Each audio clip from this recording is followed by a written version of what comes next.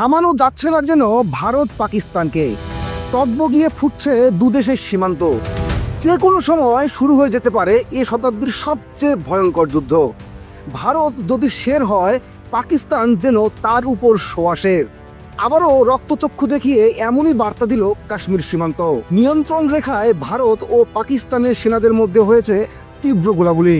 তবে এ ঘটনায় কোনো হতাহত হয়নি বলে দাবি করেছে আন্তর্জাতিক গণমাধ্যমগুলো। সীমান্তে এই গোলাগুলির জেরে দুই দেশের মধ্যকার টানাপোড়েন আরো বাড়ছে। সামরিক দিক থেকে উত্তেজনার পারদ চড়ছে লাফিয়ে। দুই দেশের সীমান্ত এলাকায় মোতায়েন করা হয়েছে ভারী অস্ত্র ও ক্ষেপণাস্ত্র ব্যবস্থা। ভারতীয় গণমাধ্যমের খবরে বলা হয়েছে, পাকিস্তান সেনাবাহিনী রাতের আধারে হঠাৎ করেই বিনা উস্কানিতে গুলি ছুটতে শুরু করে। জবাবে ভারতীয় সেনাবাহিনী হালকা অস্ত্র ব্যবহার করে সুনির্দিষ্ট ও কার্যকর প্রতিক্রিয়া জানায়। চীনের বার্তা সংস্থা সিনহুয়ার এক প্রতিবেদনে উঠে এসেছে ভিন্ন চিত্র। তাদের মতে গুলি চালানো শুরু করে ভারত। কোনো প্ররোচনা ছাড়াই ভারতীয় সেনারা আগে গুলি ছোড়ে, এরপর পাকিস্তান তার পাল্টা জবাব দেয়। ভিন্ন ব্যাখ্যায় আবারও স্পষ্ট হয়েছে, নিয়ন্ত্রণ রেখার এপার ও ওপারের কথায় মিল নেই।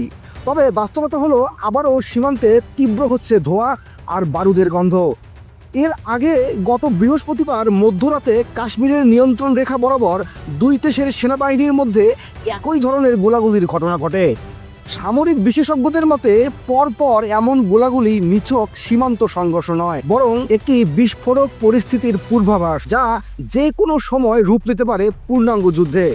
গত 20 এপ্রিল জম্মু কাশ্মীরের পেহেলগ্রামের ঘটনায় ক্রমেই অবনতি হচ্ছে ভারত পাকিস্তান সম্পর্ক।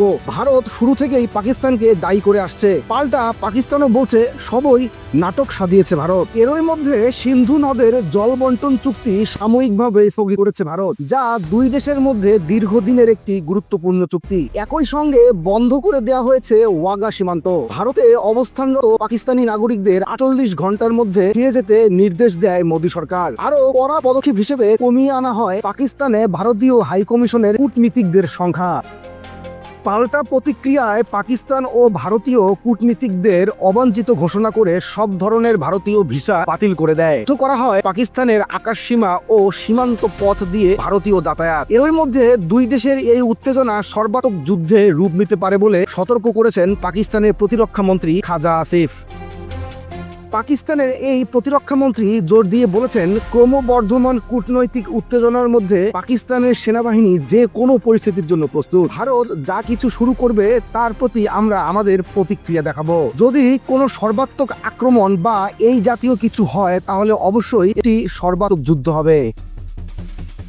বিশ্বের অন্যতম শক্তিশালী দুই পারমাণবিক রাষ্ট্রের এই চলমান উত্তেজনায় উদ্বিগ্ন পুরো বিশ্ব। এরই মধ্যে এই উত্তেজনা প্রশমনে মধ্যস্থতার প্রস্তাব দিয়েছে ইরান ও সৌদি আরব। ভারত পাকিস্তানের মধ্যকার এমন পরিস্থিতি নিয়ে উদ্বেগ জানিয়েছে জাতিসংঘ। দুই দেশকে সর্বোচ্চ ধৈর্য ধরার আহ্বান জানিয়েছেন জাতিসংঘের মহাসচিব আন্তোনিও গুতেরেস। যে কোনো ধরনের সামরিক সংঘাত এড়ানো জরুরি, যাতে এই অঞ্চলের শান্তি বজায় থাকে। দুই দেশের প্রতি এমনটাই আহ্বান জানিয়েছেন জাতিসংঘ মহাসচিবের। আপনি যদি এই ধরনের আরও আপডেট ও বিশ্লেষণ পেতে চান, তাহলে এখনই আমাদের ইউটিউব চ্যানেলটি সাবস্ক্রাইব করুন এবং পাশে থাকা বেল আইকনে ক্লিক করতে ভুলবেন না।